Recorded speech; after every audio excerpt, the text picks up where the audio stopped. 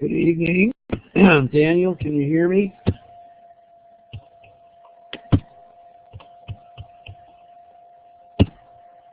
Welcome. I've started the desktop. Can you see the desktop okay?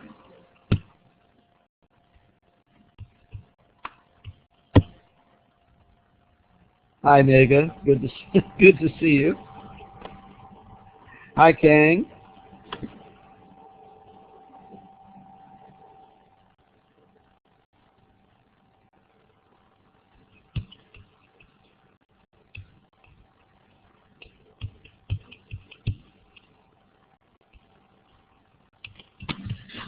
Yeah, just check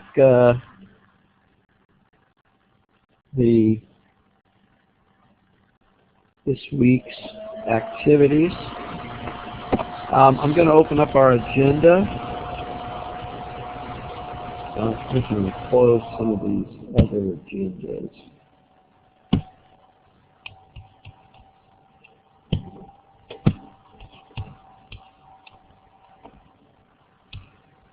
Okay, tonight, I just want to talk briefly about the project, what I'm expecting from the team members. You need to, as a group, decide who's going to be the team leader, and I would definitely volunteer if you'd like to do that kind of thing. Even if you don't, you should volunteer. It's good experience to lead teams. So as soon as a person has been chosen, they will email me at this address.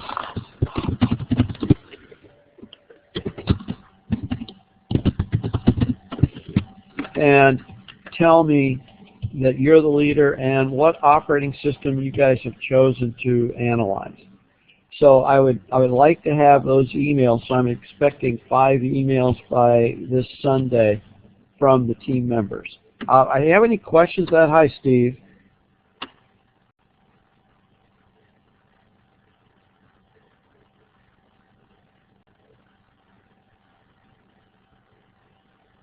I don't see any, so I'm assuming you don't have any questions. That's good. I wanted to finish Chapter 9, Virtual Storage Management idea, and demonstrate dynamic address translation sample that you're going to, there's going to be many different questions on the test regarding this because it's really an important concept. Then we'll start Chapter 10. All these chapters are fun. I mean, 10, 11, and 12 have to do with the file system. I'll answer the CC Confer question on Thursday. I set this up, so I need to explain it to you. Assuming you have a 32-bit address size, and I'm breaking them up, the 32 bits, I'm breaking them up into segments, pages within the segment, and displacement within the page. These are the number of bits. So 2 to the 8 is 256. So a program can have 256 segments. Within each segment, you can have 2 to the 12 or 2K of 4K. 4K of number of pages per segment, and then within each page, 4K displacement. So given that format, by the way, there's a test question coming up regarding formatting of the number of bits required in each part of the virtual storage address, so you have to kind of understand that. So let's say I have a program that has segment that has 10K, a segment that has 7K, and a segment that has 14K. how does the compiler generate addresses for that? Well, for segment 0, page 0, it's going to be 4K, and the addresses would look like this: 00, 0, oh, this is in hexadecimal, 00, you know, for the Q here, 00000 through 00000F. So what we're saying is we're not including the, well, I guess we are. We're including the displacement within the page. These are hexadecimal, so this would be 6. 4 times 3 is 12. 4 times 3, each of these is 4 bits. So this is 4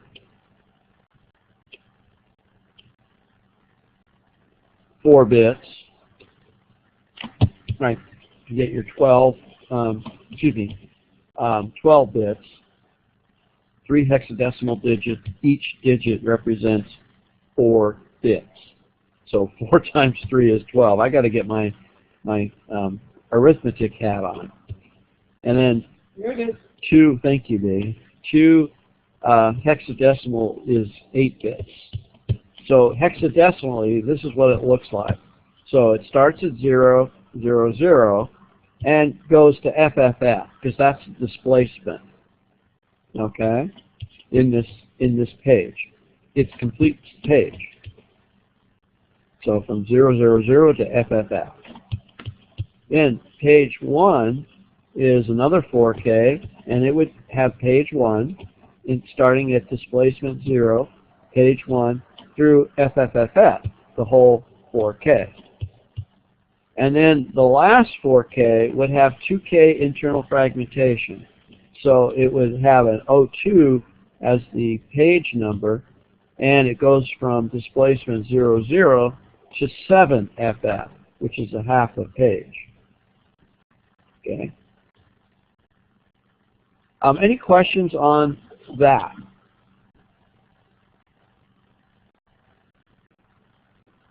Thank you. Then for 7K, you would have a 4K, which it would be segment 1, page 0, displacement from 0 to FFF, that would be the complete page. And then page 1 would have 1, because it's only got 3K inside it, it would have 1K of internal fragmentation. So this would be segment 1, page 1, starting at displacement 0, ending at alpha Fox Fox, which is 3/4 of a page. And then finally, segment 2, 14, would be the same thing. You would have page 0, page 1, page 2, page 3, and the last page is half full. It's page 003, or page number 4, because you have 2K internal. So this program that has 10, 7, 14, 21, 31K, looks like it's a 31K size, is actually wasting of that 31 to 5K of internal fragmentation. All right. I just wanted to make sure you understood that. Then what we're going to do now is we're going to take these virtual addresses that the program has and convert them dynamically. So I'm going to open up that file.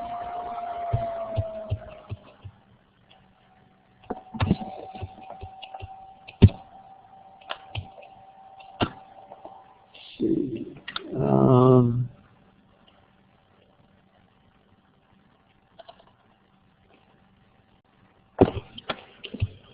I showed you this one already, this PowerPoint. I haven't shown you this problem that's going to be on the test. 5 points.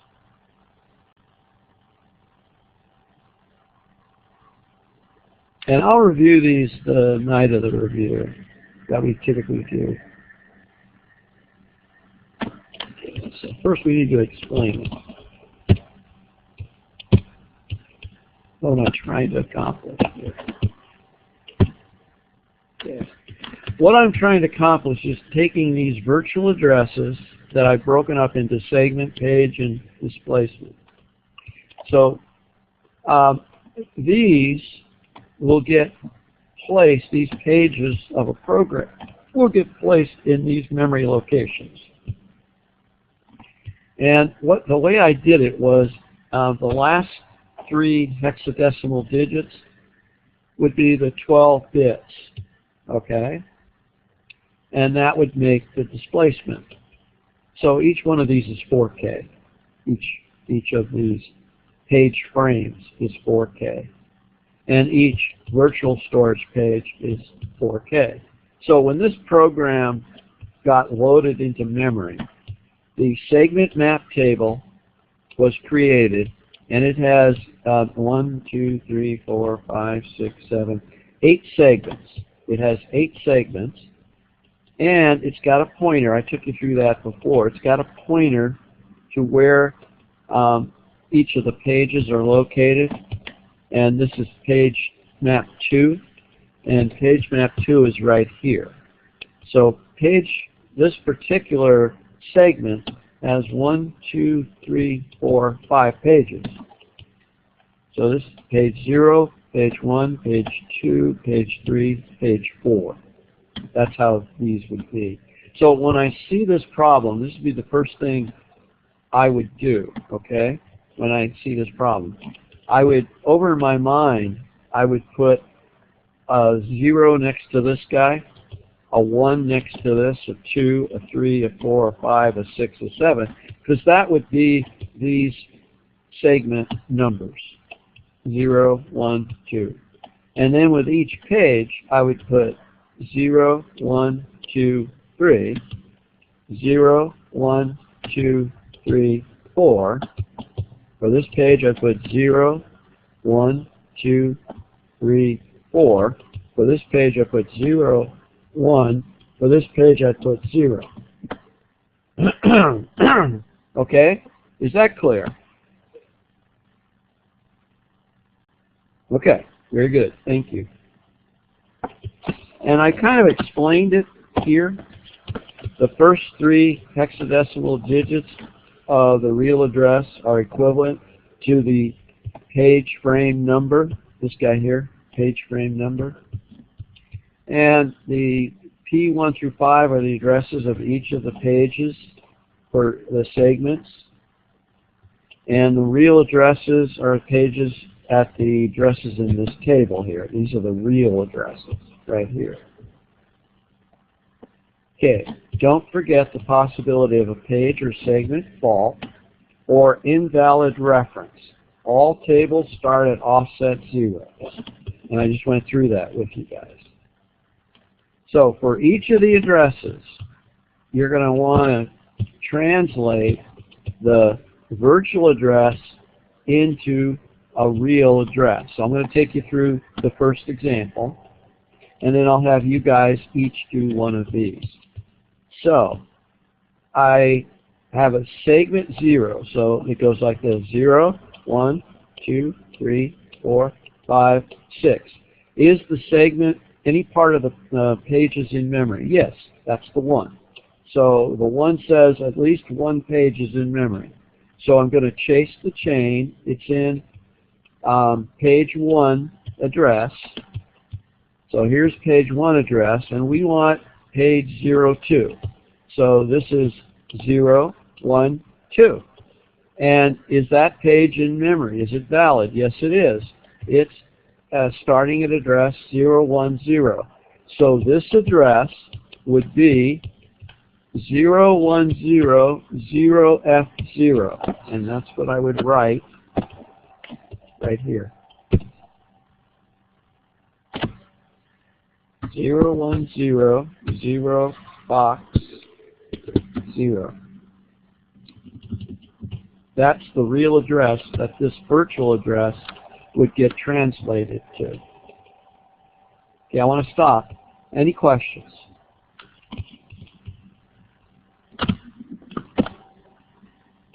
Okay. I'll have, oh, sorry. I'll have one of you guys translate the next one. So let's do B.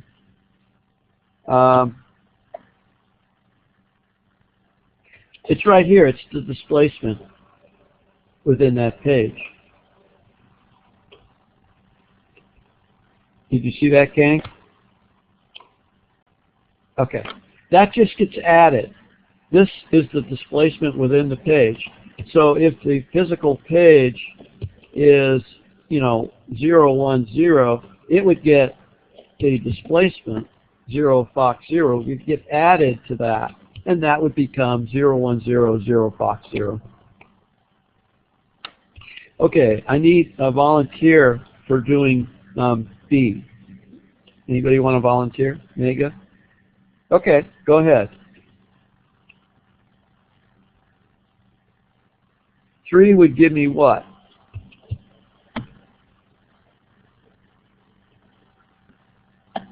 0, 1, 2, 3. Page 4, yeah. Okay. And page 4, what do we go next?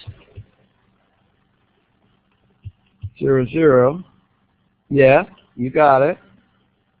And you would add to this address, 0, 1, 0, you would add ABC. Excellent. So the address would be exactly what you said. Very good.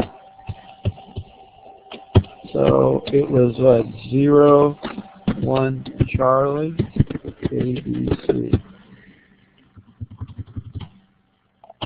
Yep. Very good. Okay. Kang, you want to try the next one?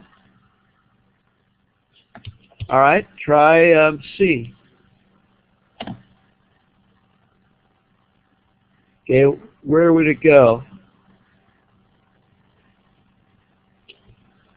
0, 1, 2, and it's in memory. Something's in memory. You're right. Page 3, and then from page 3, it wants 0, 1, and it's 0, 1, 6 PDF. It wouldn't be PDF. Yeah, 0, 0, F. You're right. I'm sorry, I didn't read it right. That is 100% correct. So this address would be 0, 1, 6, 0, 0, F. Fox.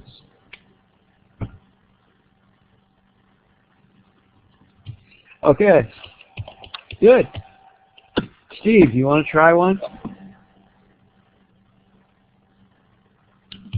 This one?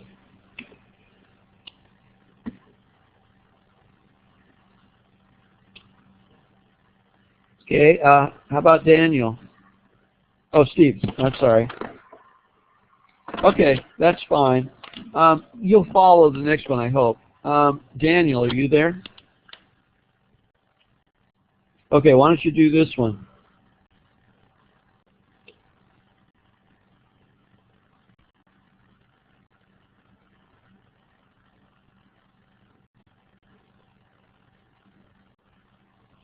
It would go 0, 1.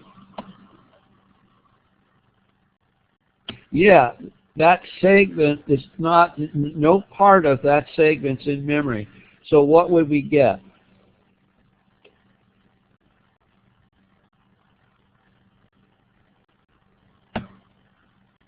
No.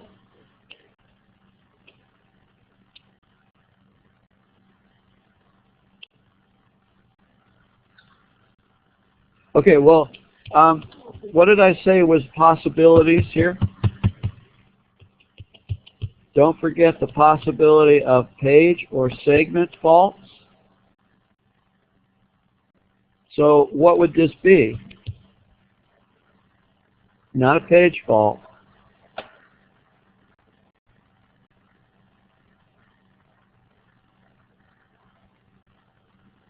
It's a segment fault. Exactly. It's a segment fault.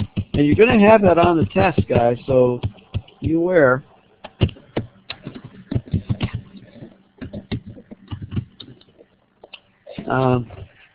Segment fault.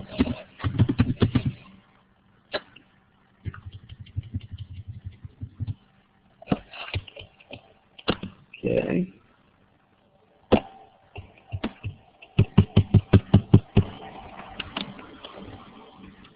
So the real address is going to be there. What it'll be is it'll go through its deciding what page to bring in, right, for this segment. I don't have a page map table set up for this guy, but it would have a page map table. Okay, I just didn't have enough room for all of them, but it would have a page map table, and then we would bring in segments. Okay, and that process would get stopped at this point. It would get placed on the wait queue in the wait state. The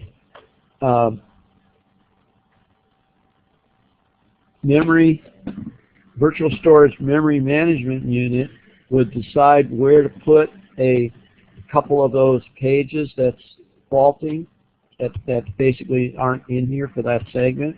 It'll put them in, and it'll choose a page frame, and if all the page frames are used, it will go through one of those algorithms that we looked at to replace a page that's currently in use.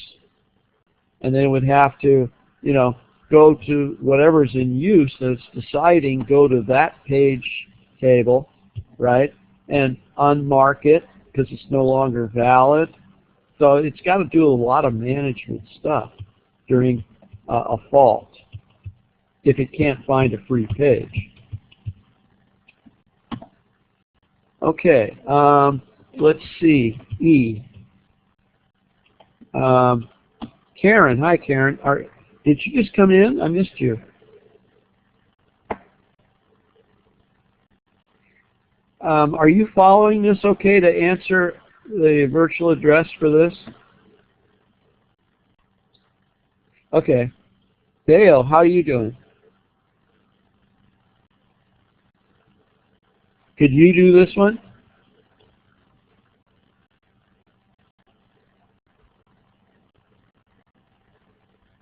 Yeah.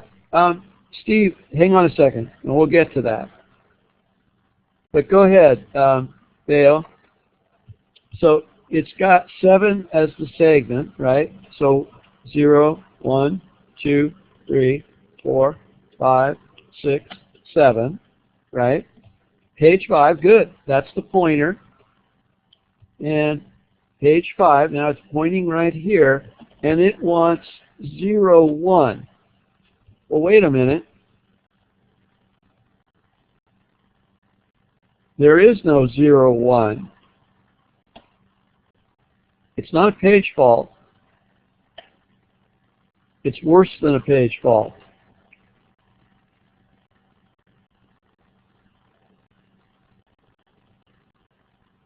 Invalid reference.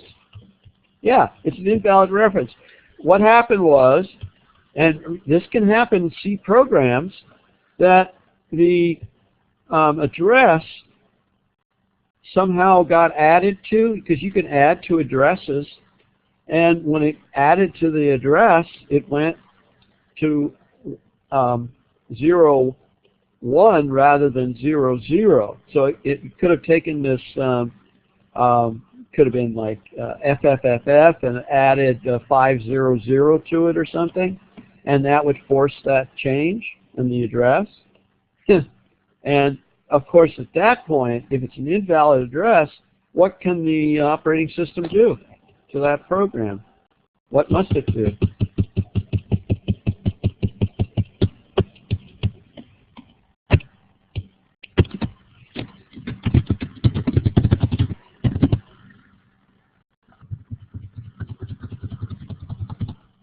invalid reference, invalid address. I like reference better. I think that's what I use. Yeah, I used reference. Yeah, what would you do to the program that had an invalid reference?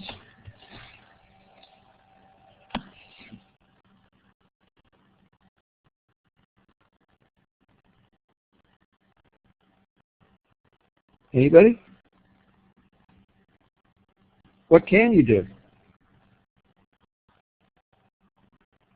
Right. Exactly, Mega. So what would you do to that program as an operating system?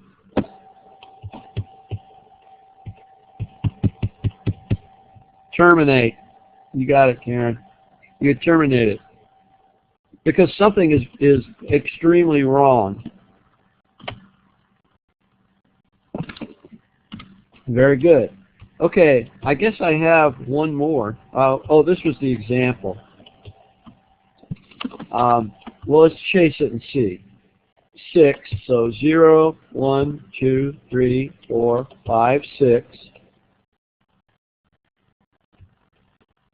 P1, oh yeah, we could do one. P1, let me just finish this one.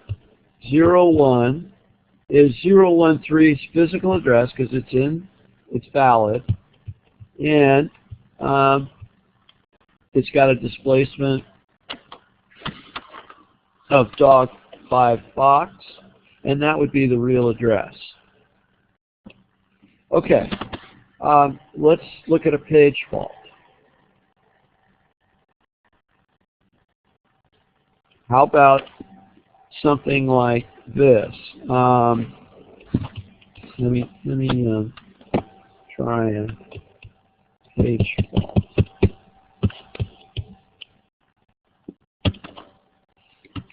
So if I had a virtual address of I don't know. Let's do 301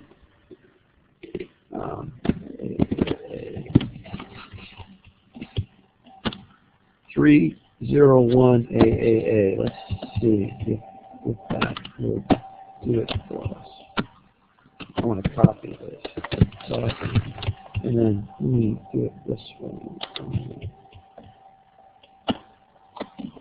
You gotta look at your tables. Oh, I see. I got this in the header. That's what I did. All right, now I know what I did. I'm going to put it here, just so I have it to look at. Okay. So 3, 0, 1, 2, 3. Page 4. Oh, they're both in memory, so that would not be a page fault. So that 3 is not a good one to pick. What about P2? Yeah, P2 would be a good one to pick. So let's say that this is a 1 and this is a 0. And let's see if that does it. Okay, so segments in memory. No, not 0. This would be 0. So 0, segments in memory, right here. P2. We want segment 0, and we got a 0. It's an invalid. That's a page fault. So this would be a page fault.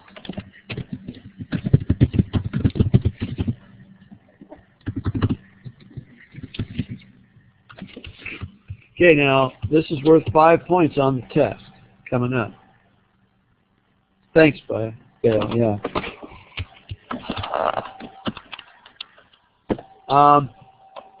Any questions?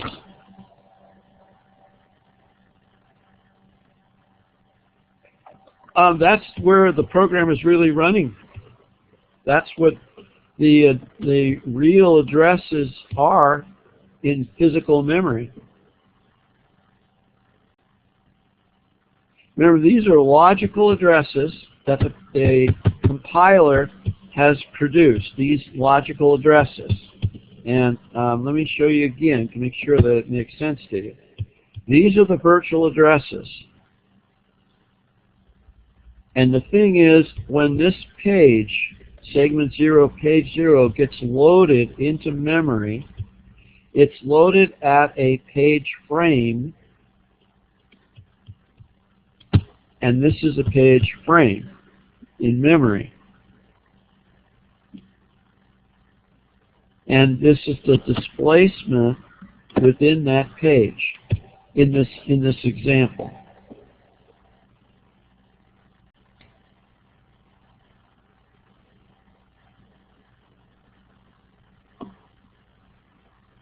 Okay, I hope that's clear. It's why I'm going over it, because it's really tough to understand, but it's happening so fast that you don't notice it. Plus, you never really see virtual addresses. You don't see virtual addresses. Whenever you get a dump from a program, you typically get the real addresses dumped so that you could look and see what your program was doing. They don't typically show you virtual addresses. Your compiler might, though. Your compiler might show you some virtual addressing. But if you do a memory dump, you'll dump the physical memory of where that program was.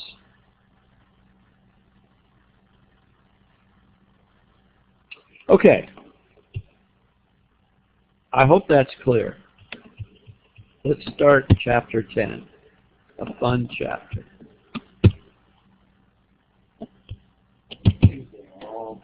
I think they're all great. Yes, I do.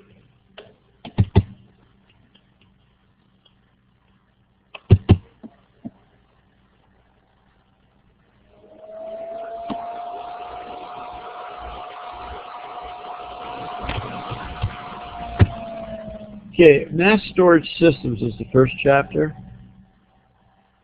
You guys got the book out there for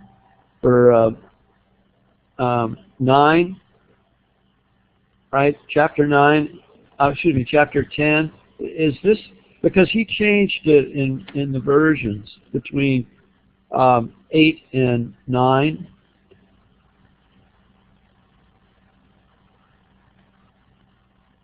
So we're okay, right?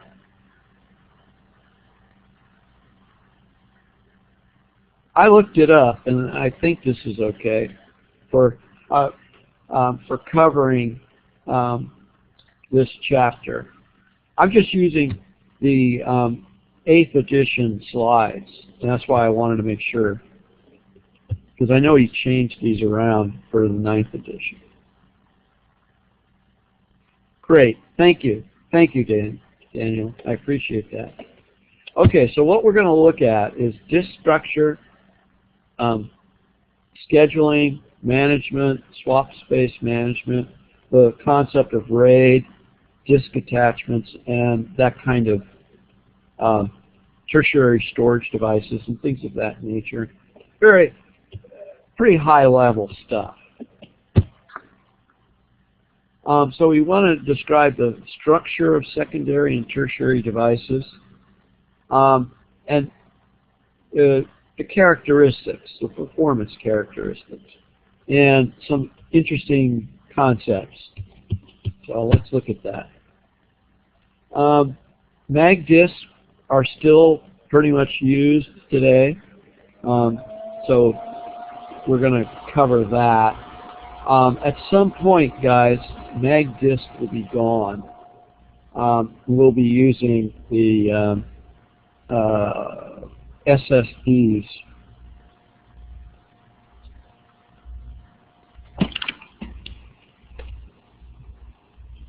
Drives rotate a certain number of speed per second.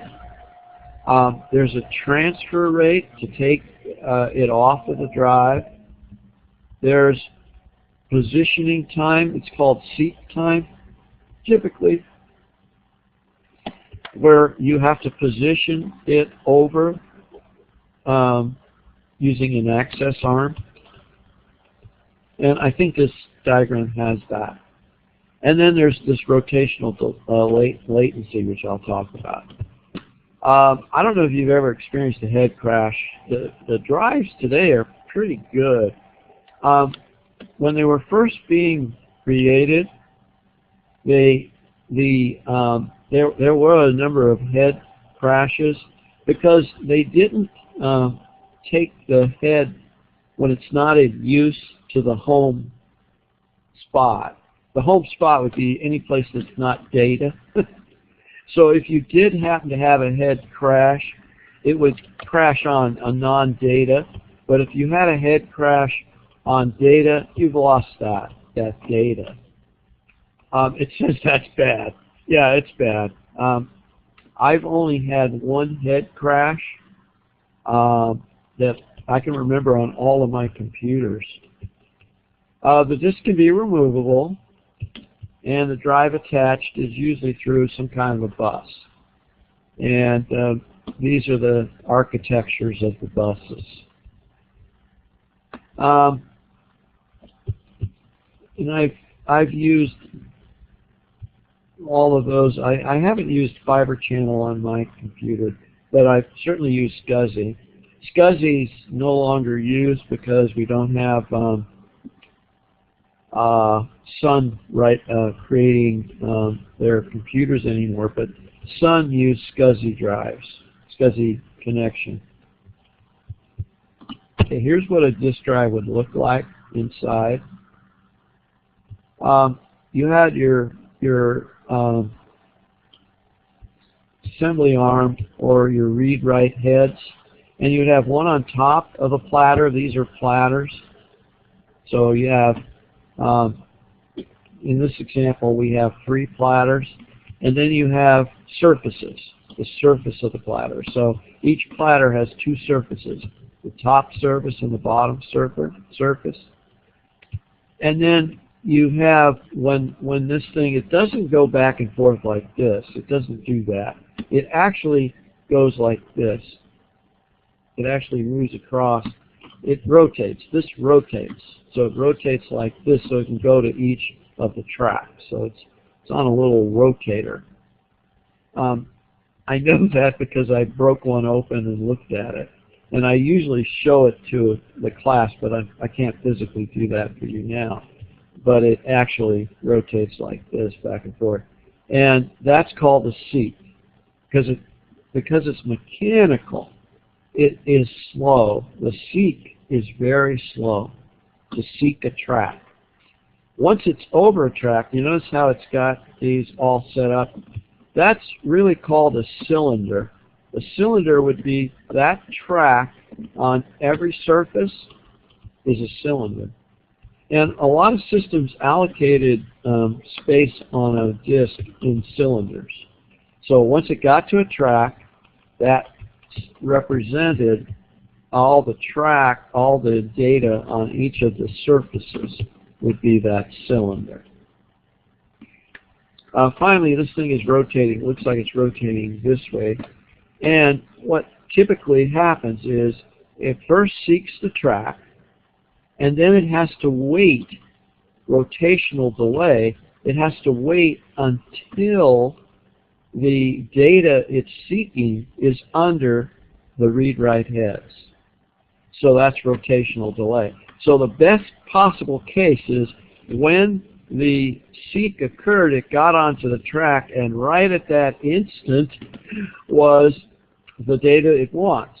The worst possible case is that it moved it to the track, and the starting part of that seek, it already passed the read-write heads, and it has to go all the way around. Okay, that's the worst. And that's why you always see averages.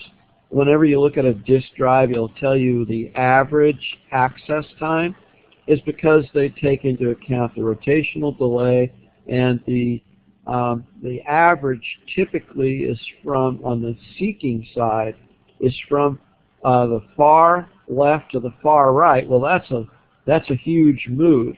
They'll usually take how much it takes to get to the middle. So from 0 to the middle is the average it usually uses on the access time. And then the rotational delay time is averaged as well between being 0 and the maximum. And then the last part is how fast does it take it off the disk and places it into a buffer on the disk drive, memory buffer. And usually, they're 8 meg, 16 meg buffers. And then those would then get sent through the hardware, right? This is all hardware. That data would get sent to memory. Any questions on how the disk drive works?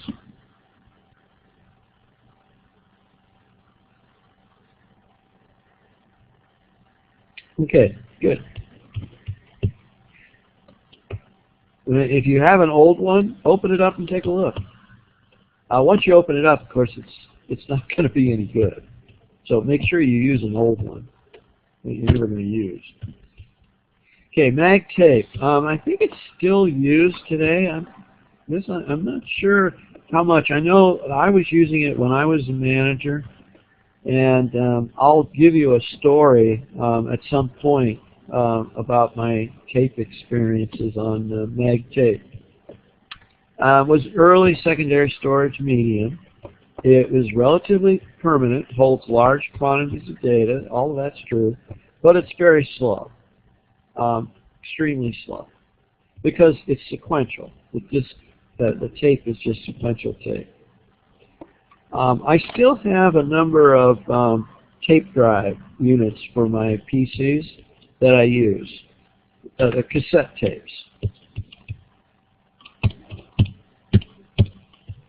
I haven't checked them out in a long time. All right, now if we look at the disk itself, it's broken up into sectors. And the reason for the sectors is in this little area is called the control area, and then this is the sector of data that's associated. So each sector usually has some sort of control data. And the sector could be 256 bytes, it could be 512, it could be 1K.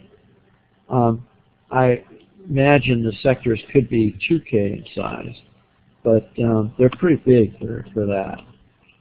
And then I think we'll see the concept of clusters at some point. So typically sector 0 is the first sector of the first track on the outermost cylinder. So if you're looking at cylinder-wise, it would be this one sitting way out here. And the mapping proceeds in order through the track. This is called the geometry of the disk. And that geometry gets translated into allocation units. So you allocate the disk in those units. We'll talk about that. How it gets attached. SCSI is a bus. It can handle 16 devices on one cable, and you would set each of the devices to a number, and you can have, in this case, each target can have 8 logical units to a controller, and it worked really well. And does anybody know what SCSI stands for? Don't look it up. If you know it, say it. If you don't, that's okay.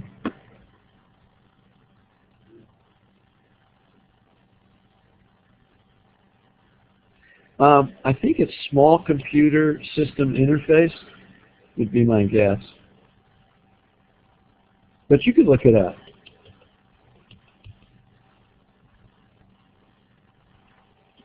And then let me know.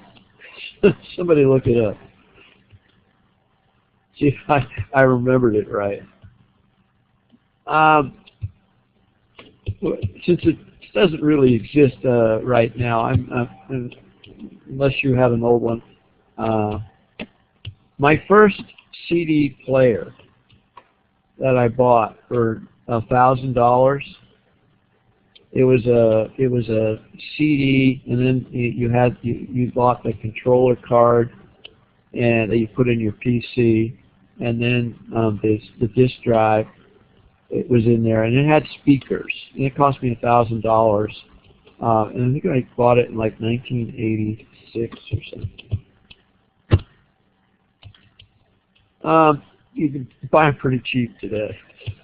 So the next kind of storage is network attached storage, NAS.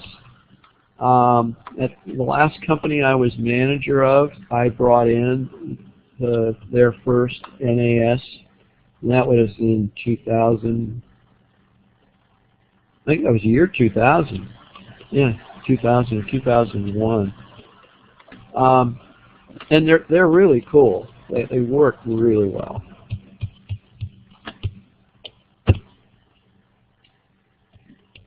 And if you're using a network, you would have your server, and then you would have your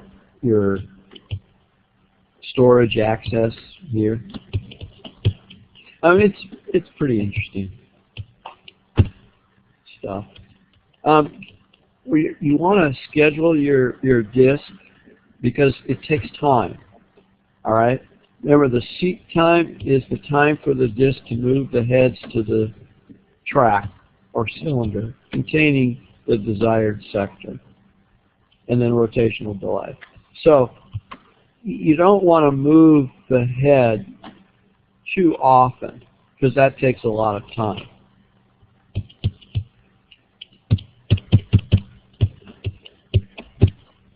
So we're going to look at how the operating system would schedule the disk. Now, a lot of this that we're doing today here is actually handled in the firmware of the disk. So we can talk about this, but quite a bit of it, the operating system no longer really needs to worry about, but you should be aware of it in case you ever had to write firmware for a disk. At least you understand what's going on. Here's the track numbers. Okay, so we've got 200 tracks from 0 to 199, and we're servicing the I/O requests at different tracks. So track 98, then track 183. So this is FIFO, first in, first out. And this would be the order that you would do them in. And the current head pointer is at 53. So right now we're at 53. And this is the ones that we have in the queue to do. So first come, first serve would look like this. By the way, yes, there is a 5-point question. I'm pretty sure it's 5 points covering these algorithms. Okay, and I know that there's something, a question in the homeworks, I believe, too, regarding this. So it starts at 53, it goes to 98, it goes to 183, it goes to 37, it goes to 122, and that's first come, first serve. You all got the idea. So if you added up all of the motions, you would get 640 tracks it would go over. 640 tracks it would move across. That's quite a bit of movement. Okay? Any questions on that before I leave it? You okay? You guys all right out there? Good, good, good, good, good. Always good to check. Shortest seek time first. SST, shortest seek time first. Scheduled in the form of, it's very similar to the shortest job first scheduling, right? And may cause starvation of some requests. So we're going to illustrate that next. Okay, what we got to do is we typically would get this queue, and the queue keeps changing, guys, so remember that. And that's where the starvation could come in. But you start at 53, and you go to the next closest one. So 53 minus 65, it looks like. Whatever that distance is, 12, I guess. It's 12. So I've moved 12 tracks to 65. Then I moved another 2 tracks to 67. And now the closest one to me is 37. So I've moved 30 tracks back. And now the closest one to me, so you're adding up all of these track movements. And then I moved to 14. Then I moved to 98. I moved to 122, 124, and 183.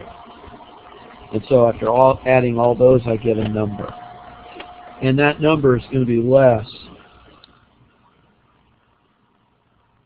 Yes, that's correct, Kang. Shortest seek times first is from wherever you start, what's the closest one? And that's the shortest seek time. You got it.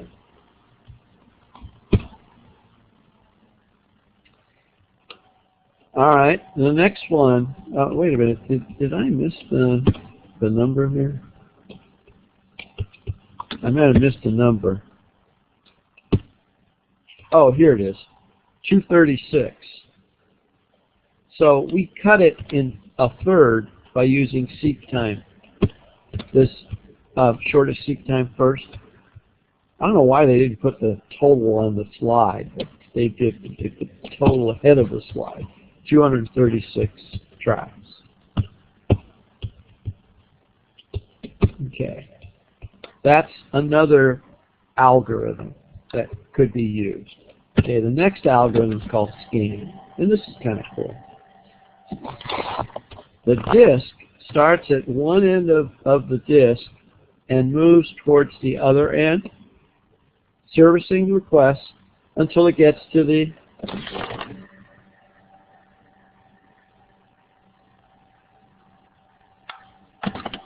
Okay, hang on a second. I have a question. In the test, are we interested in the total head movement, or we also want the movement time? We would want the total head movement. And that kind of tells me you understand the algorithm. So this one, it starts on the left, or one side, and goes all the way to the right, and then whips all the way back. So let me see if I get it right here.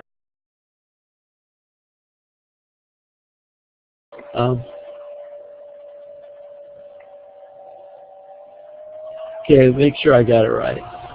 Moves to the other end until it gets to the other end of the disk where the head movement is reversed and servicing is continued. No, so it's scanning both directions. It scans both directions. Both directions. So it scans one way, then scans back the other way. So let's see. It looks, yeah, this is the way it would work. It's moving from high to low. So we kind of have to know, I guess, which way it's heading, okay, in order to do this problem. You'd have to know it's going from current head movement is from highest to lowest. We'd have to know that. But the current is 53.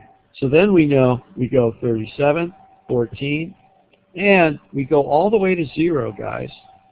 And then we come back and hit 65, 67, goes here, 98, and then we would go to 199. So did they give us a number here? Yeah, 208 cylinders or tracks. So starting from here, 208, which makes sense. I mean, if you think about it, you got 200 tracks, right? So if you're going to go and stop, you would certainly stop at 208.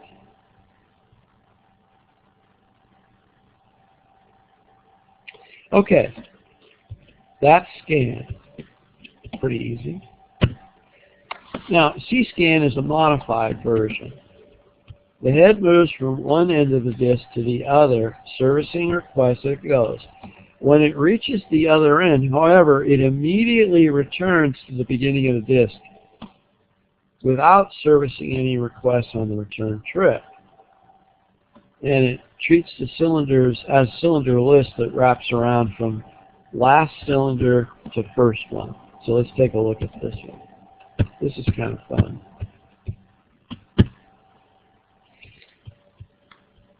So we always go in the same direction. So it looks like we always go from lowest to highest. Unlike scan.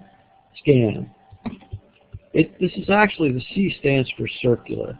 Circular meaning this. It kind of looks like, whoop, a circle. We start again. So we start at 53, we pick up all these, we whip across, go back to 0, and pick up these. And did it tell us how many we picked up this time? You know, I don't see it. But we didn't have to stop. See, that's the other thing. Remember, you got to stop and start. When you whip it across, it's going to be really fast from this to here. It's going to be really fast rather than kind of, you know, this jarring kind of thing that's going on with stopping at each track. So this should be pretty good. Now we have another version of C-scan. Okay, and it's called C-look. The arm only goes as far as the last request in each direction, then reverses direction immediately without first going all the way to the end of the disk. That's C-look. So let's look at this. Okay, so we start, pick up, pick up, pick up, whip back, and pick up. Pretty straightforward.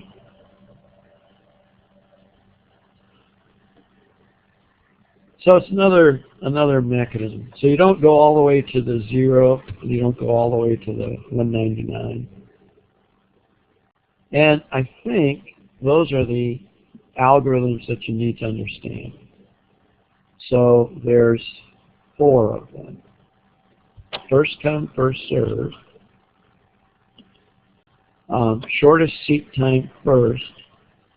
Scan, C-scan, C-look. There's 5 of them. Any questions? I know there's a homework assignment, I'm pretty sure, on this one.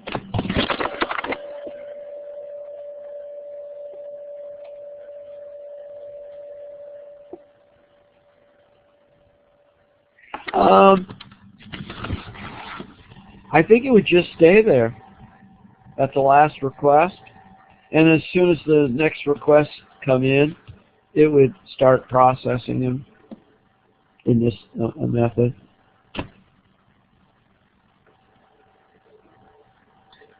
So would it turn into first come, first serve, perhaps? That's possible if you don't have a lot of requests. But when you're reading disk files, you're reading a ton of sectors, like this program here that's in memory right now, right? It's on disk out there, and when it was being read, it got a slew of this file, got a slew of requests, and then probably cleared off. I don't know. Let's take a look at what if it's reading anything now. The only I/O it would really be doing right now that I can think of is virtual storage stuff.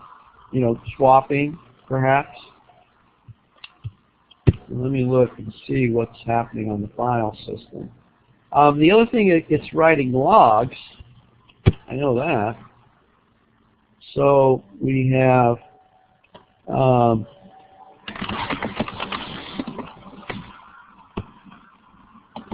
some things still going on. Looks like I've got, it looks like it's reading stuff. The numbers are changing.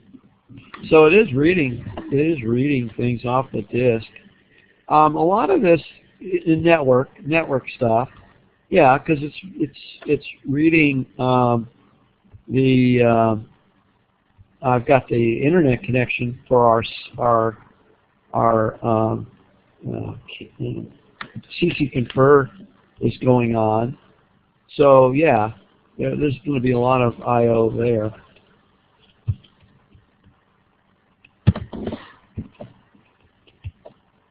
Okay. So it's always going on.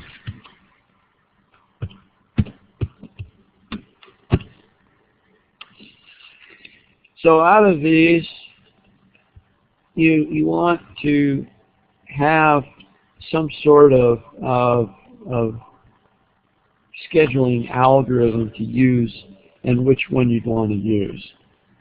The results for the disk service can be influenced by the file allocation method. How do you allocate on your disk? So let's take a look at how we allocate files on a disk. And that might determine our selection. Okay, so how you allocate has to do with these things. First, there's this low-level formatting, which divides the disk into sectors, and the disk controller can read or write. That's done usually by the manufacturer, right? The manufacturer of your disk drive puts the low-level formatting, puts all the little control unit stuff, makes that available. You don't usually do this. Okay, to use a disk to hold files, the operating system needs to record its own data structures on the disk. And every operating system has a different method. So what happens is you partition the disk into one or more groups of cylinders. That's called a partition. And then you create a formatting of that. And that would be your file system.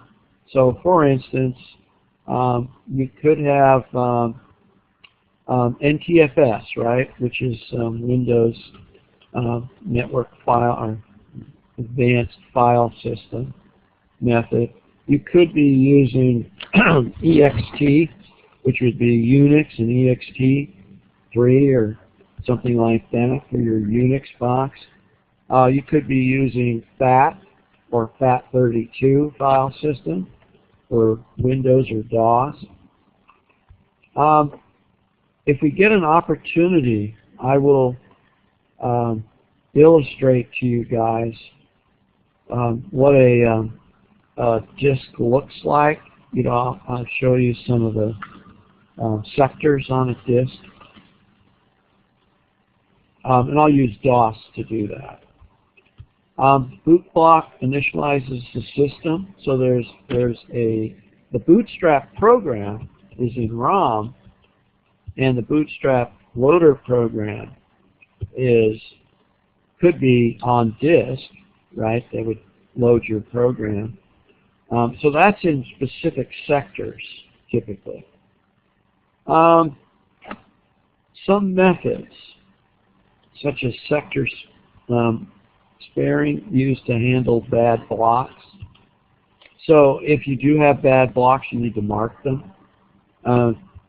The operating system will mark those bad blocks as well.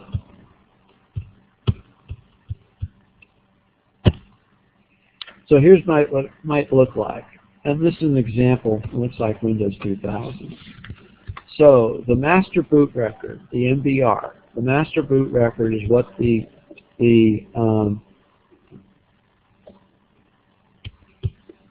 ROM, this stuff, the ROM from ROM or EEPROM.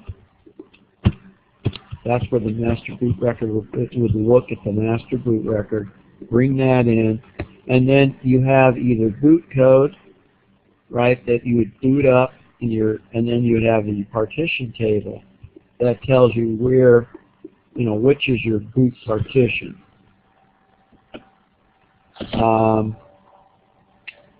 Let's see, in my system, let me see a second.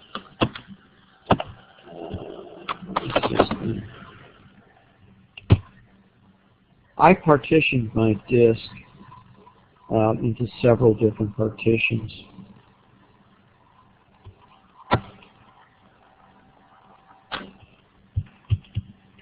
So I'm just looking at the manager function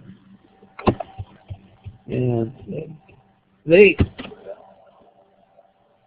Microsoft basically stole a lot of these concepts from when the DOS was first created.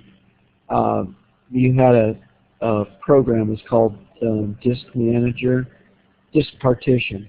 I still have that program for DOS that will partition your disks for you. Actually, in Windows 3.1, I think it was. It would partition it, and they took that concept. They may have even bought the code. I don't know, but it's very similar to this. So I have in my system, looks like my C drive, I've got the boot setup, the page file. I was going to show you that too. Remember we talked about virtual storage, and everything that's currently running on my machine, my user code, is in that file on disk, the way I showed you in that diagram the other day that I took you through. Let me make sure I'm following, that you're following along on all of this. Let's see, saw that diagram here. Let's go. See, in the paging device, on Windows, it's the page file, is that paging device. And it treats this. And so all of your virtual storage frames, remember that we talked about?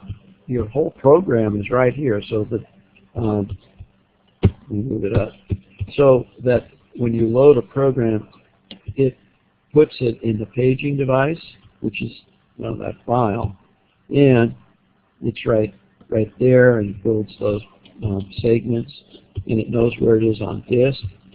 And if you modify a page, it writes it back to here, so you have it. And if you do page replacement, right, you got to write that back. All kinds of things are going on. I want to make sure that we relate it to the disk storage stuff. Okay, the other thing I wanted to show you was that file. Okay, it's right here. This file, you see it's 4 gigabytes? Because I got 4 gigabytes of real memory. But my virtual memory is much bigger than my real, because I'm not using, I mean, if you look at the memory we were talking about here, and we were looking at memory. You see, I only have 5 pages of memory available. Free. That's free. And I've got available memory that I could use in virtual storage. So I've got a lot of virtual storage. And real memory, I'm only using 232 point something of real memory. Okay? Physical memory. Is all this making sense to you guys?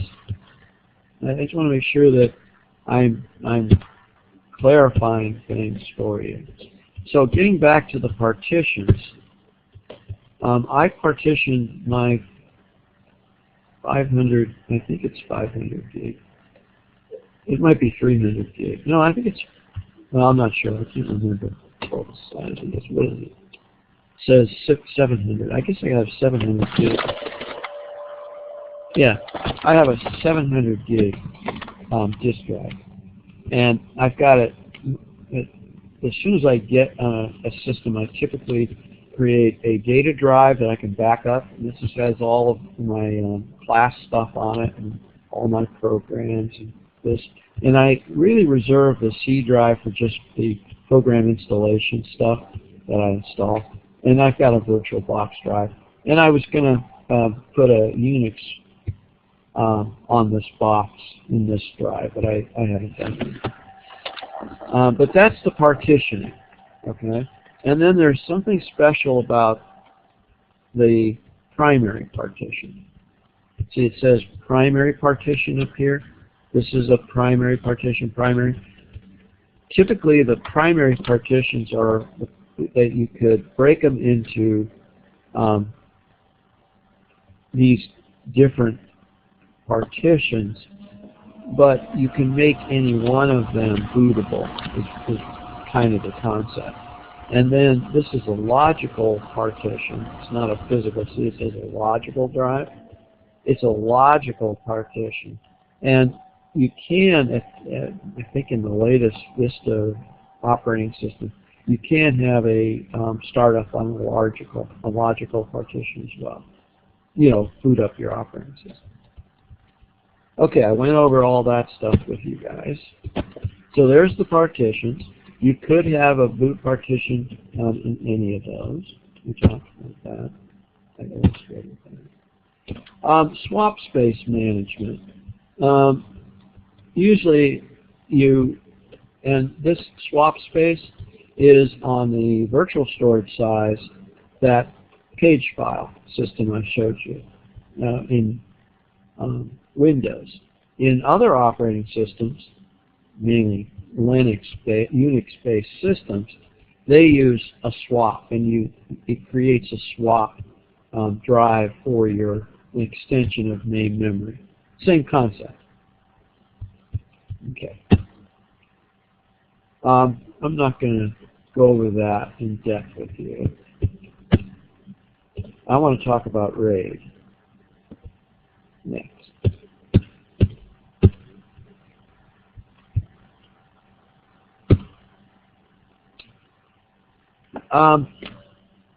This concept came from the idea of using redundant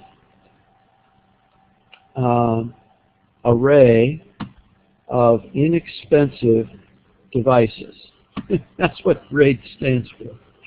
Redundant array of inexpensive devices. Did anybody find out what SCSI stands for?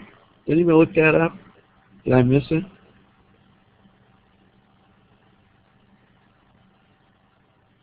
I was correct. Okay.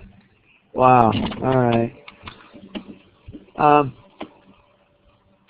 So the idea of RAID is to mirror or duplicate the data. Okay. And there's different levels. So RAID 0 is non-redundant striping. Basically, it's just sitting across stripes, and it doesn't really do very well. I don't think anybody uses RAID 0. RAID 1 is mirrored disk. So if you have a disk, you mirror it. You have a disk, you mirror it. And you can get by, I guess, with two disks, two hard disks. You just mirror them. Okay, from these on, they start to use a different concept. This concept is, when I store the data on the disk, I'll write some kind of parity check on another disk. So if I do have some kind of corruption, I can restore it using the parity bits here. Okay. And this RAID, you have 4 and 1 parity check. And then RAID 4, same concept, but you stripe them. And then finally, you have RAID 5, which is really what a lot of people implement. Okay. I'll tell you a story on that one. So there's RAID 0 plus 1 and 1 plus 0.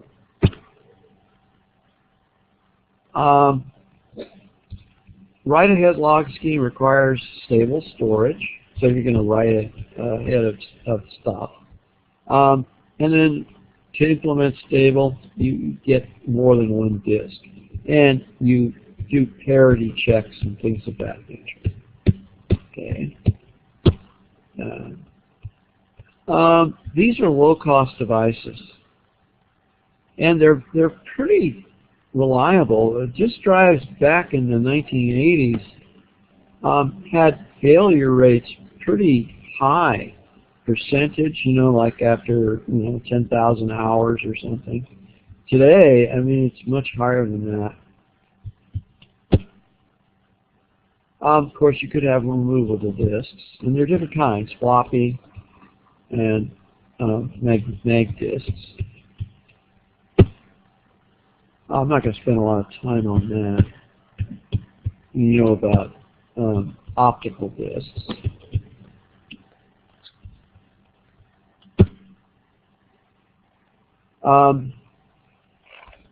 Write once, read many times, right?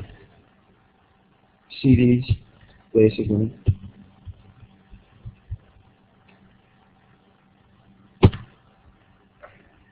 And then finally tapes.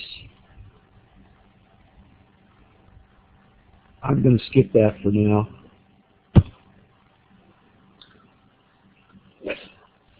Whenever you're dealing with a concept like a disk drive or a tape drive or something, for hard disks, you can use the raw device.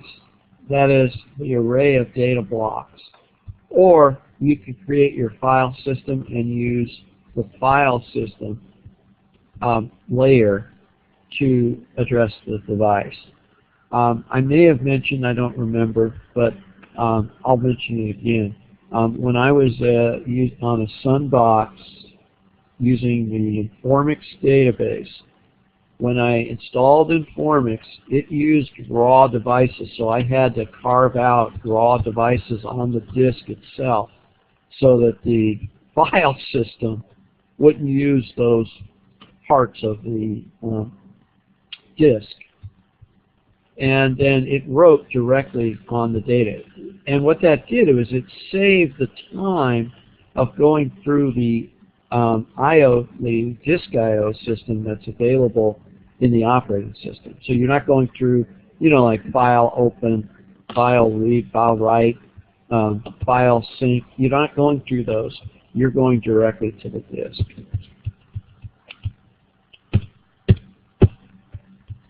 Okay. It's performance improvements. So the application interface are the things that we're talking about that the operating system would provide to programs. So that would be the file system stuff. I'm not going to worry about tape drives at this point. File naming.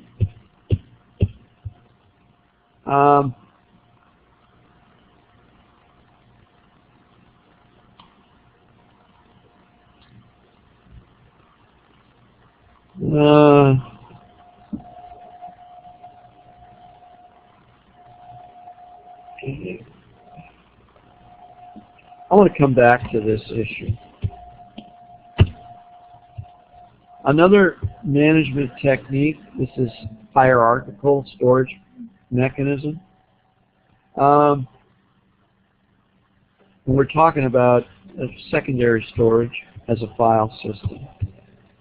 And it's interesting, but not that to me.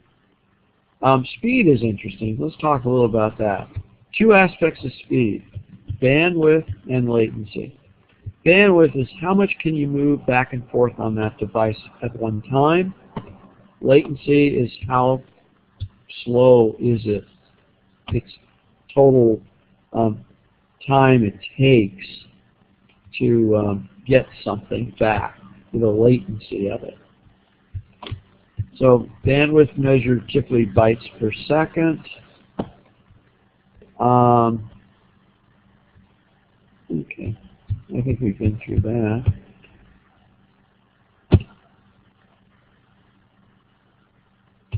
I talked about latency.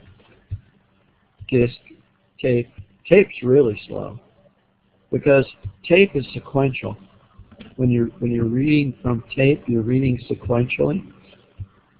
So if you needed to go somewhere to a block on the tape, it's going to take you hundreds of seconds, if not minutes, if not hours.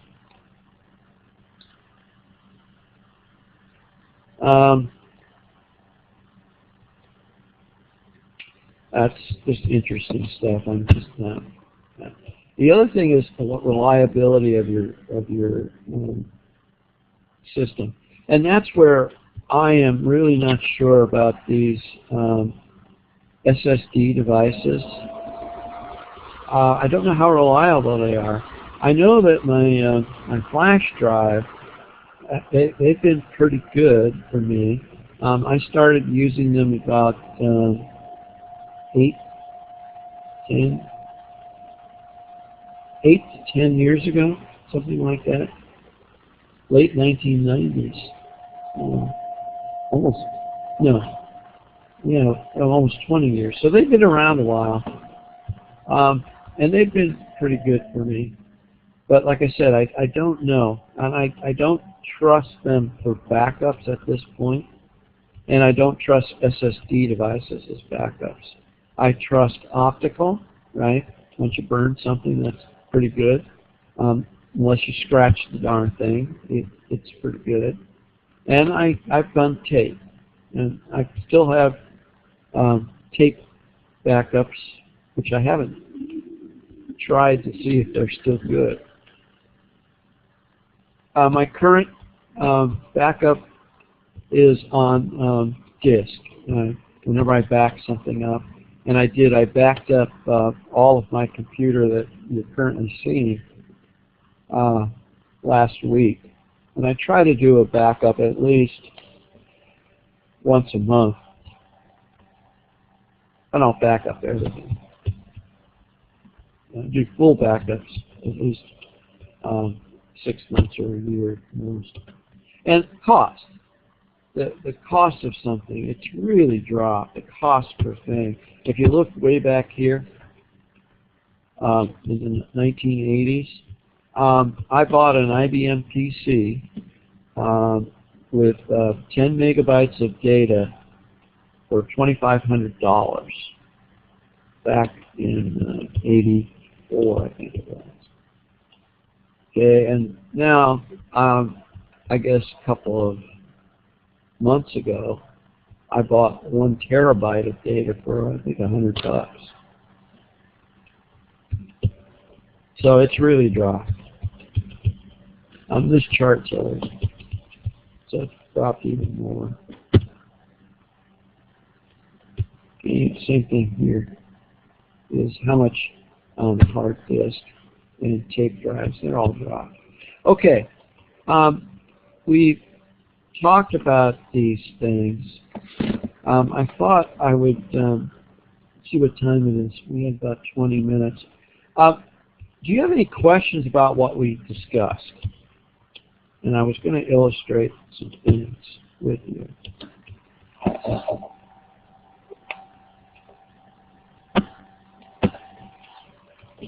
Okay, I don't see any.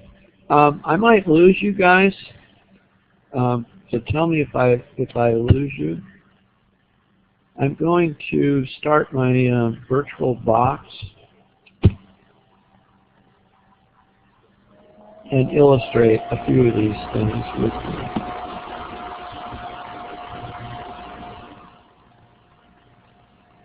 So let's start DOS.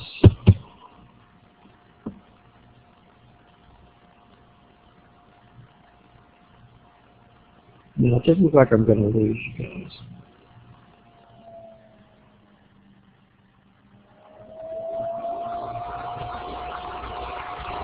Okay, what I did on this machine, I don't know if I removed it or not. Let me do this. Let me change to see if the C drive is still there.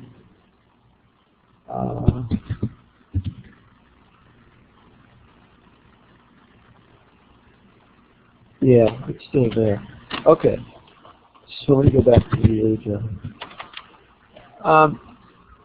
I'm going to use a tool to format the drive. On Windows, it would be, format the drive. But on DOS, you use first fdisk. Okay. And what fdisk did was, let's take a look at the partitions that we currently have by being 4. So I have a C partition, and I partitioned it as FAT16, which is the smallest you can have on the system. And if you calculated a FAT16, I believe the maximum was 2 gigabytes.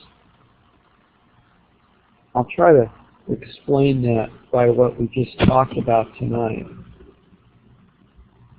Let me hit escape to continue.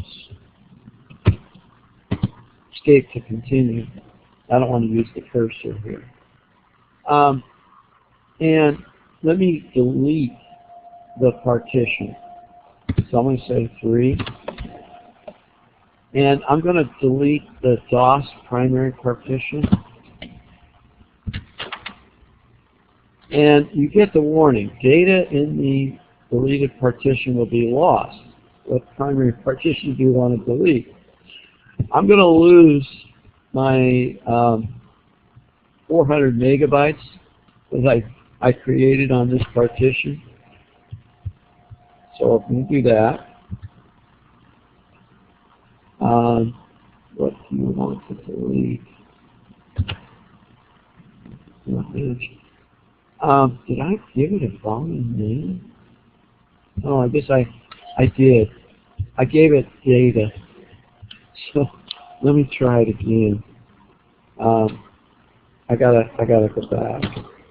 So let me read it. I want to delete the 3. This is what you had to do in DOS. I want to delete, so that's okay. And I need to put data.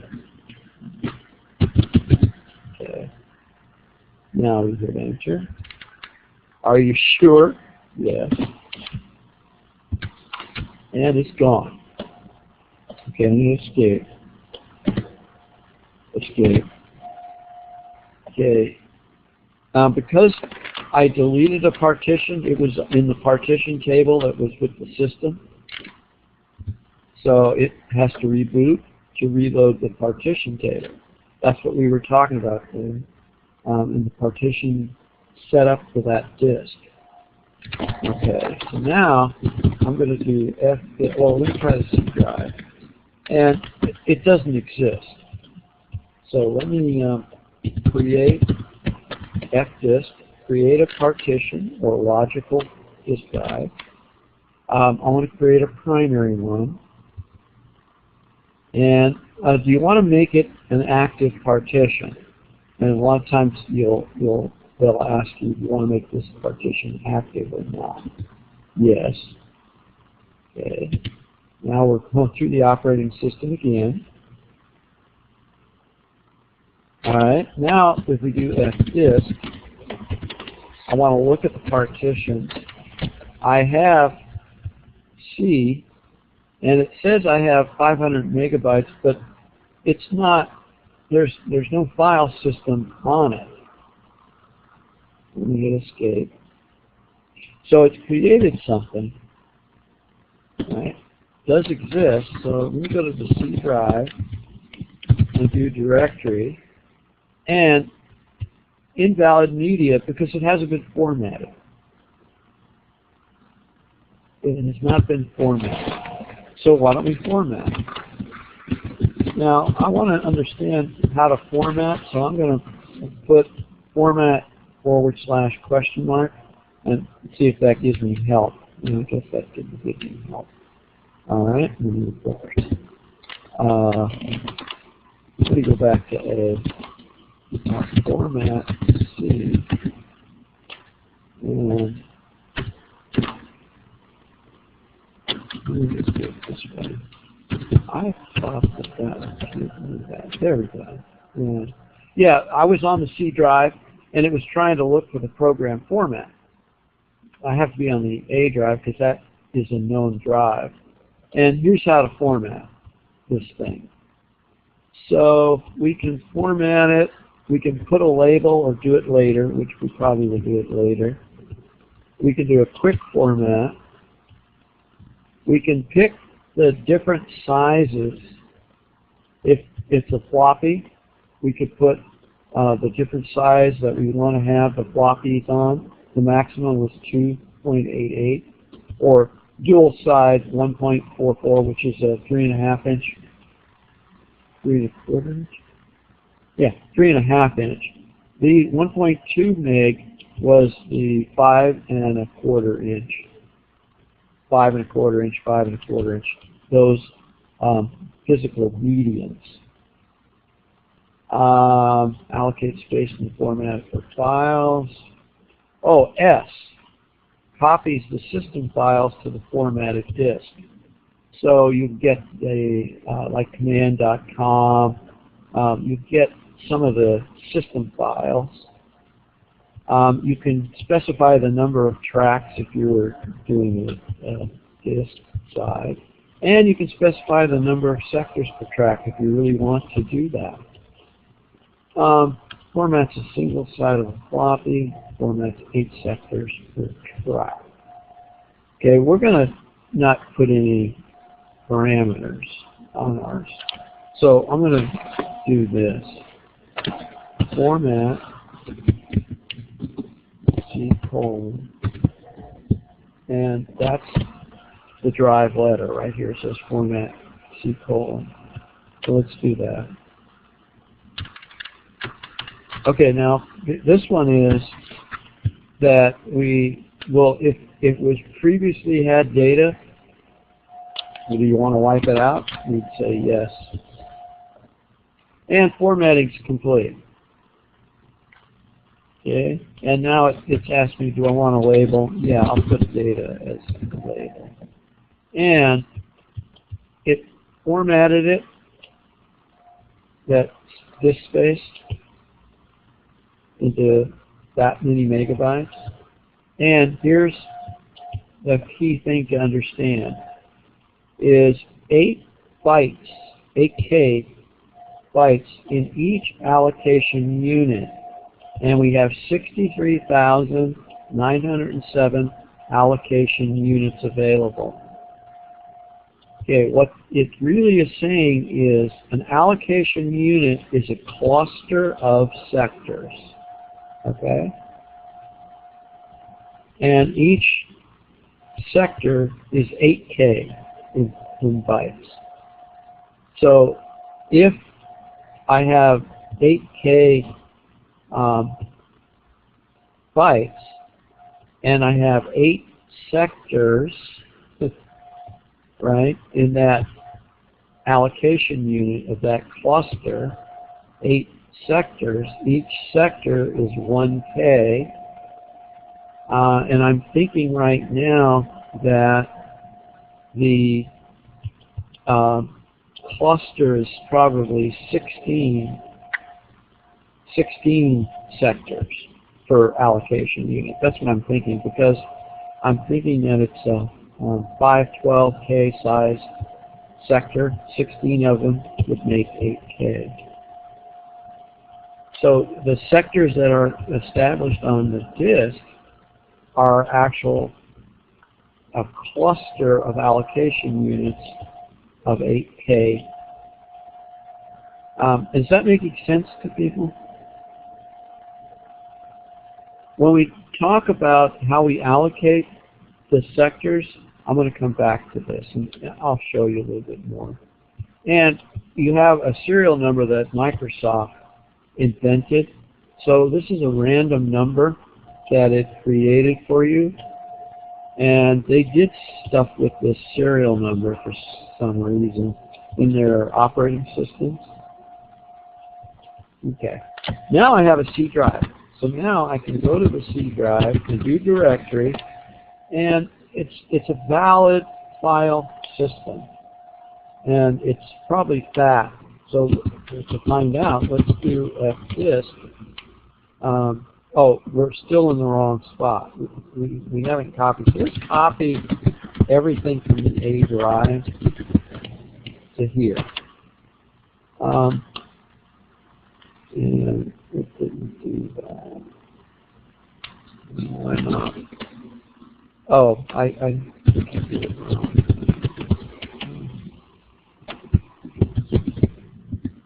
There we go. Yeah, I did some of them. So now I've got all the programs on the C drive, so I don't have to worry about them. I've got them on the C drive, and now I can do fdisk. And we want to just look at the partition. And once again, it's FAT16, which is the maximum size. So 500 megabytes looks like the maximum file system size that we could have in this system. Okay, questions? Anybody have any questions? Okay, I'll close this up. This virtual machine, and we'll power it off. Basically, it does control alt delete, power it off. Okay, I'm pretty much done, I believe, for tonight, unless you have a question.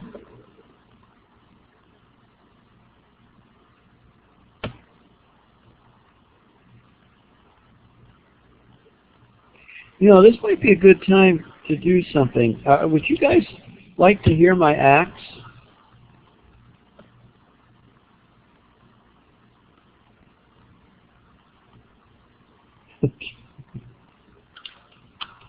I'm going to grind my axe on you. I do this once a quarter with students, with every class. So,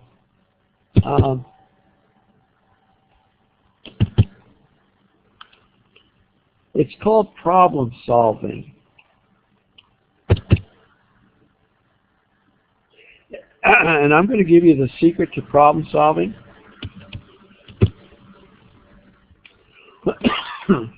So what I'm going to do is I'm going to do full screen, and then I'm going to come back because I want to make sure that I don't wipe you out when I do the full screen.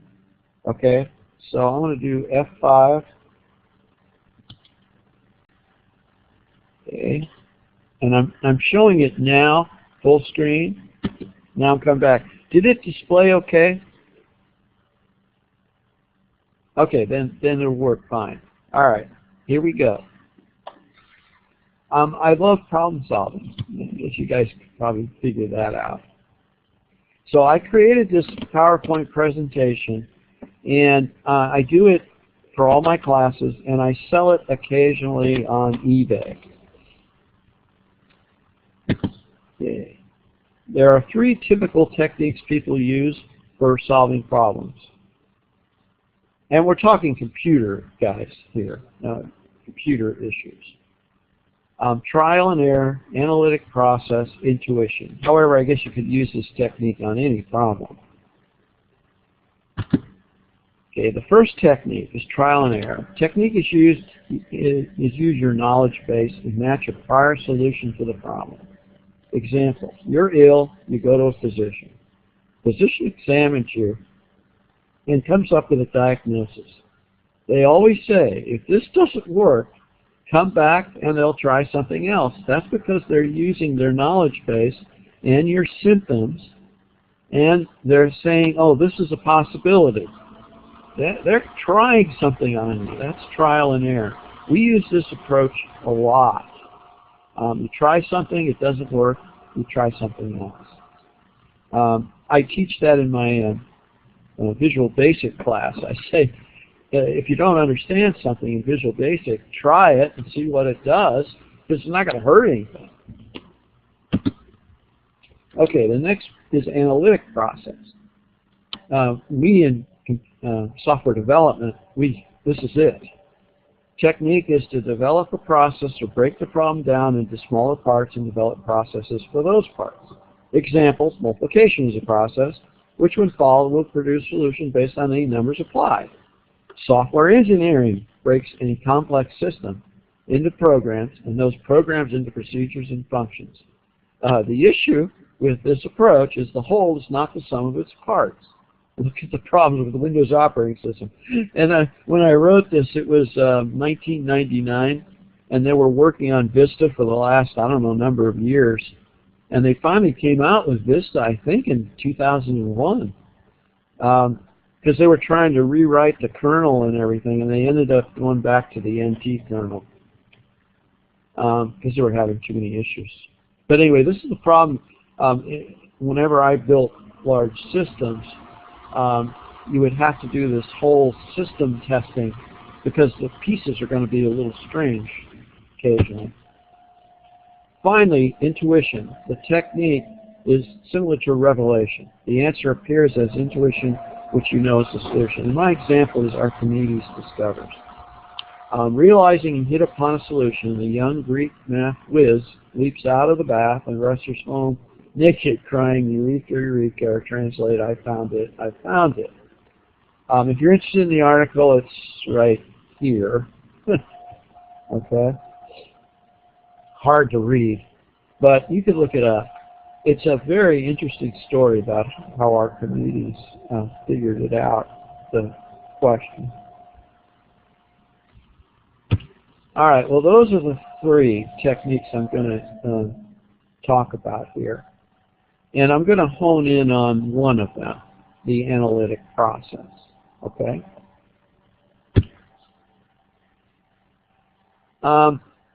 This book, How to Solve It, by George Polya, is a fantastic book.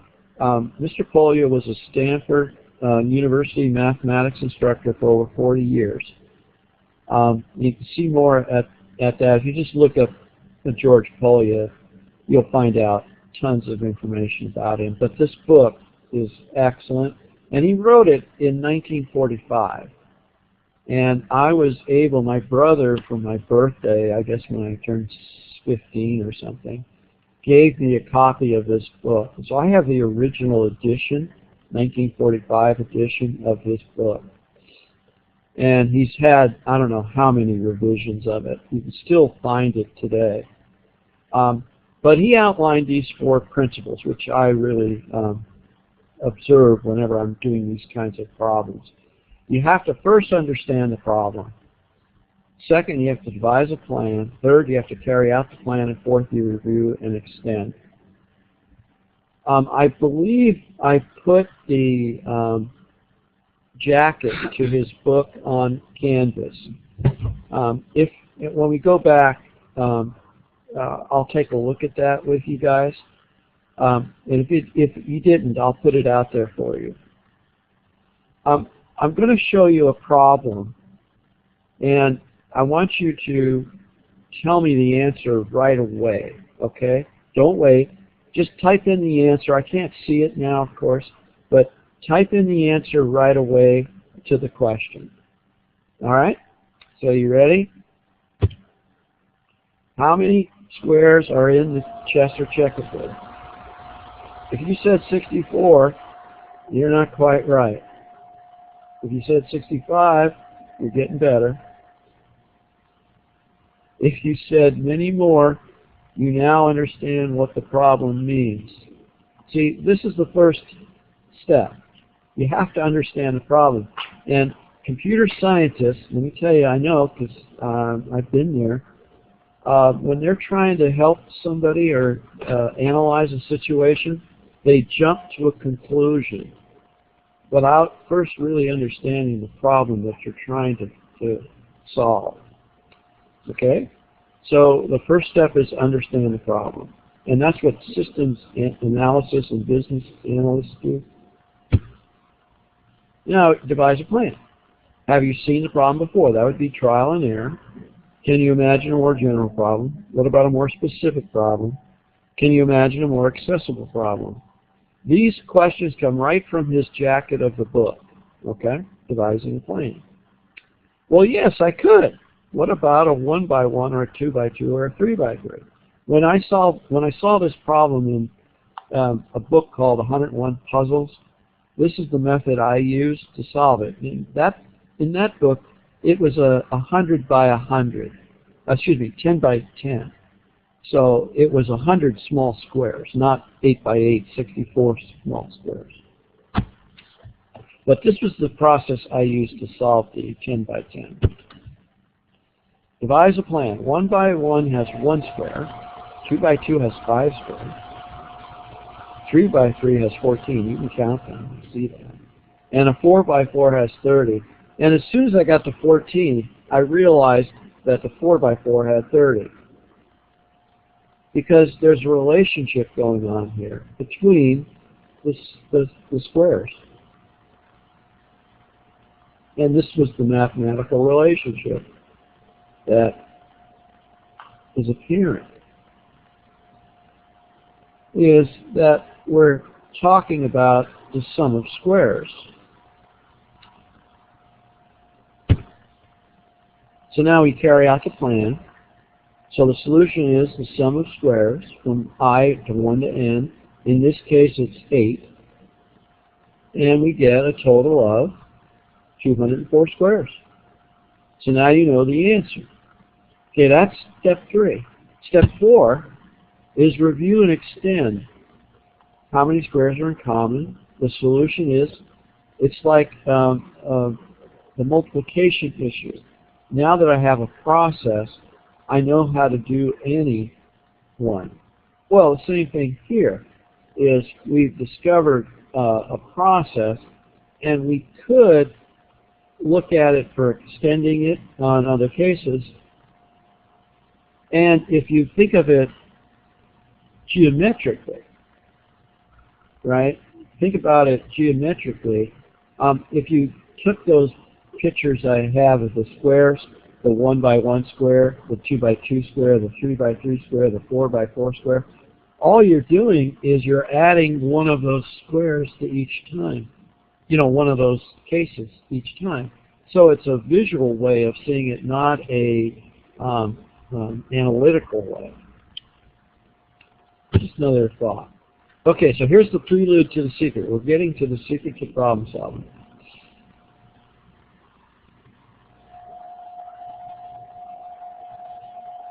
And this is something I came up with, and I really believe this. So first of all, it's a belief, okay? You can believe it or not, but I do, because it's worked well for me.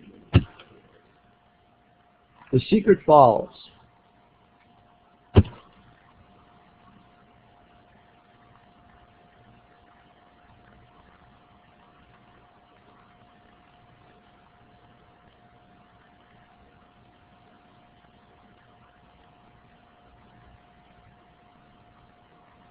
Okay, this is the belief that the Q and A are inseparable. In other words, if you ask the right question, the answer's got to follow. It has to. So the real trick in solving problems is to get to ask the right question, and you can solve any problem. And that's what this is about.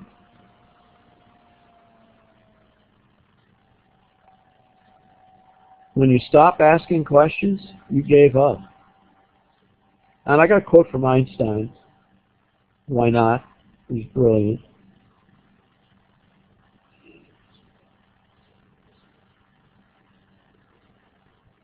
I added these last two from some writing class I took. Convergent thinking keeps you in a box based on the assumptions you began with. Divergent thinking is thinking out of the box. And this was before thinking out of the box has been popularized, I guess, in the 2000s. Example, anything is possible, including the possibility that it isn't. That's quite a wide domain of thinking. All right, now you have the secret. I really believe if you keep it in mind, it will serve you well. There isn't a problem you can't solve. And in the words of Winston Churchill, I really believe this, never, never, never quit. In problem solving, never quit asking questions. Okay, that's the presentation. What do you guys think? Nice philosophy. Slow clap. Oh, thanks, Mega. Slow clap.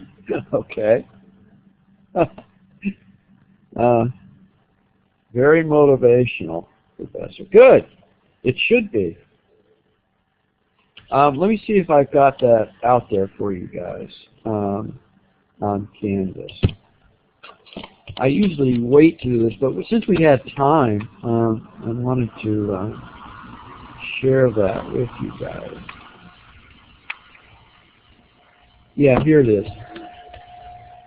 Yeah, that was really fast. You did. How to solve it. This is the jacket that you could take a look at. All right. Yeah, I usually do it around this time frame, but we had the time. I don't like wasting time. Okay. What I'm going to do is I will post as soon as I get the session recording. I'll paste it here for you guys. Any last minute questions?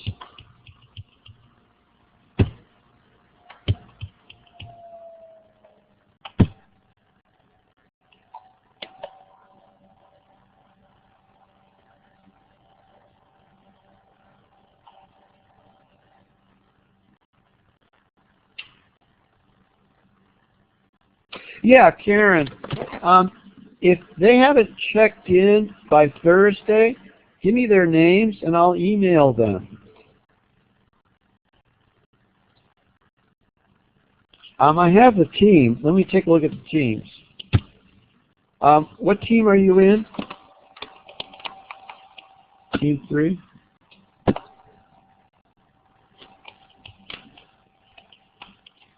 Yeah, Mega had the same question.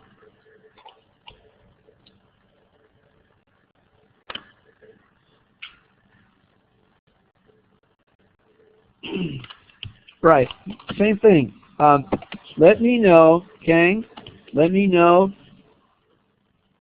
because one of you guys have got to be the leader of your team, and then from that point on, I can manage the people that didn't show, and I can tell you, hey, they're not gonna continue or not. So far on your team,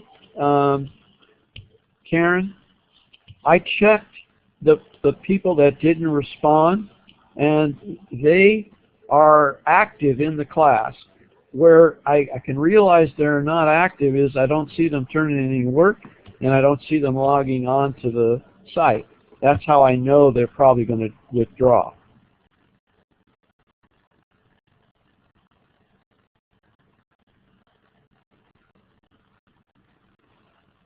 So what I'll do is, if you haven't gotten, I will email them directly to see if they would participate.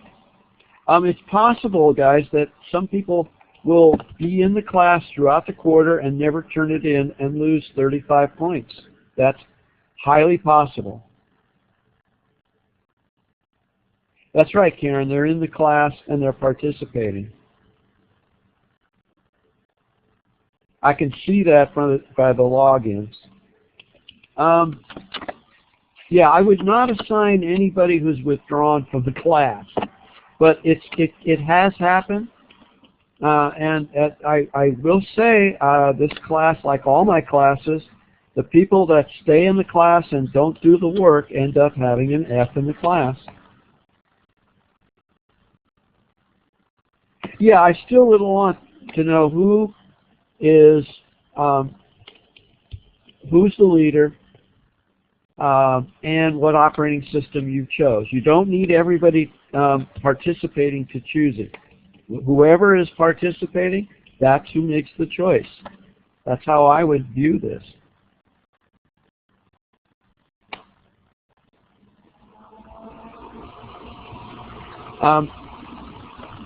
At some point, I'll share some examples of projects with you guys so you can see what other classes have done. Okay, so don't worry about that. But each week, I'll try to, bring us up on what we're doing. What you should be doing at this point is deciding what the operating system is. Next week, you guys should be deciding what each of you are going to deliver on the deliverables by the end of next week. That's how we kind of keep this thing moving.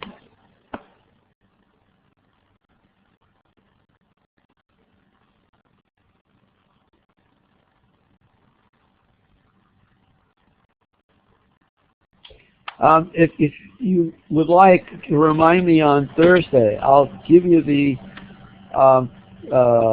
3 key components of an objective. Okay? So if somebody reminds me that, I'll give you that, and then you can incorporate that as the leader.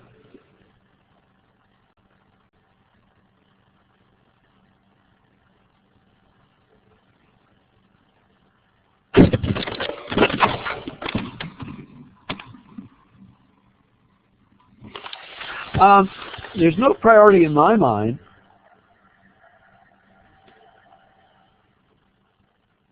They're all pretty important aspects, right? I would think, if you had to drop anything, you would drop the summary.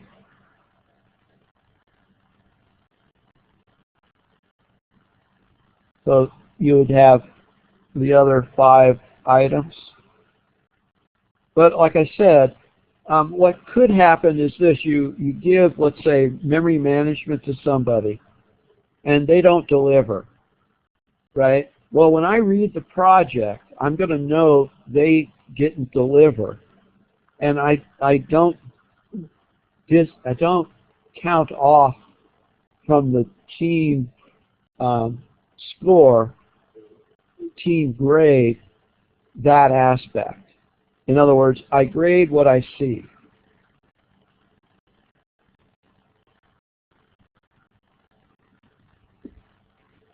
The other thing is, I'll give you one other thing on this before we go, because we're almost out of time. I will be asking the project leaders if there was a member of the team that didn't produce a lot of results. In other words, they produced something, but not a lot of results.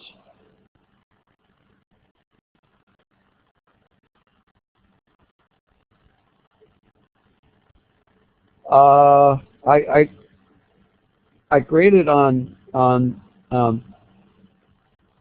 points for each of those things. Remind me on Thursday, and I'll show you the kind of the template I use.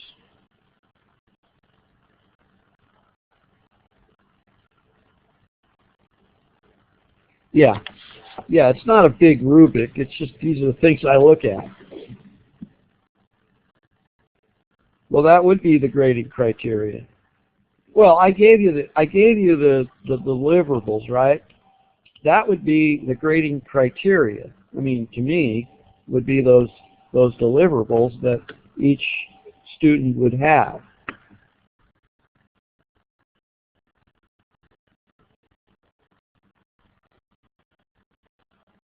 but the rubric is more like the total thing. Yeah. Okay. We'll talk to you guys on Thursday, right? I want you to have a great evening.